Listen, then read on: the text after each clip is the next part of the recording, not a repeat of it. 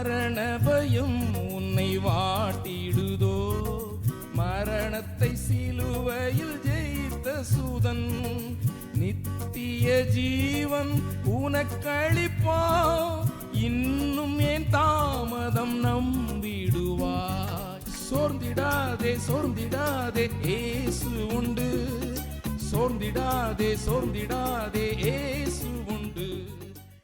ஆண்டவராகிய இயேசு கிறிஸ்துவின் வல்லமை நிறைந்த நாமத்திலே உங்களுக்கு வாழ்த்துக்கள். பரிசுத்த வேதாகமத்தில் மத்தேயு எழுதின சுவிசேஷம் 8ஆம் அதிகாரம் 20ஆம் வசனத்திலே நாம் இப்படி வாசிக்கிறோம். அதற்கு இயேசு, நரிகளுக்கு குழிகளும் ஆகாய்த்து பறவைகளுக்கு கூடுகளும் உண்டு, மனுஷகுமாரனுக்கோ தலை சாய்க்க இடமில்லை என்றார். மனுஷகுமாரன் என்பது ஆண்டவராகிய இயேசு கிறிஸ்துவின் அநேக வெளிப்பாட்டிலே மிக மகத்துவமான ஒரு வெளிப்பாடு. பிரியமானவர்களே, ஆண்டவராகிய இயேசு கிறிஸ்து மனுஷகுமாரனாய் இருக்கிறார் என்கிறது 3 சத்தியத்தை வெளிப்படுத்துகிறது. முதலாவது, மனுஷகுமாரன் என்கிற இந்த வார்த்தை அவர் மனுஷனாய் இந்த உலகத்தில் இருந்ததை காண்பிக்கிறது. யோவான் தன்னுடைய முதல் நிருபத்தில் இப்படி எழுதுகிறார், அவர் மனுஷர்களைப் போல மாம்சமும் இரத்தமும் உடையவராய் வந்தார். 1 யோவான் 4ஆம் அதிகாரம் 2ஆம் வசனம். இரண்டாவது, மனுஷகுமாரன் என்கிற இந்த வார்த்தை அவருடைய எளிமையை காண்பிக்கிறது. சகல சிருஷ்டிகளிலும் அவர் எளிமையானவராயிருந்தார். இந்த பூமியிலே தலை சாய்க்க இடமில்லாத அளவுக்கு அவர் தம்மை எளிமையாக்கினார். பவுலும் அவருடைய எளிமையை குறித்து இப்படி எழுதுகிறார், அவர் தேவனாயிருந்த போதிலும் மனுஷ சாயலிலே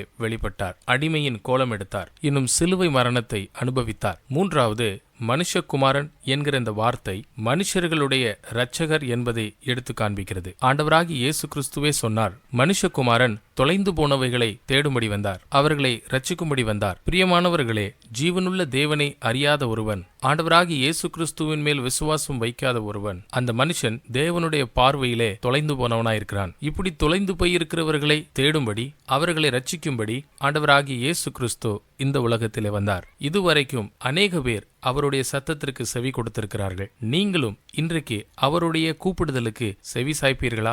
அவர் மேல் விசுவாசம் வைத்து உங்களுடைய ரட்சிப்பை நீங்கள் பெற்றுக்கொள்வீர்களா? கேட்டுக்கொண்டிருக்கிற பிரியமானவர்களே, நம்மளை ரட்சிக்கக்கூடிய தேவகுமாரன் மனுஷகுமாரனாய் மாறினார். அவர் மேல் விசுவாசம் வைத்து நீங்களும் தேவனுடைய குமாரர்களாக மாறுங்கள். அந்த ஆண்டவராகிய இயேசு கிறிஸ்துவை இன்னும் அதிகமாய் அறிந்து கொள்ளுங்கள், அவர் யார் என்று.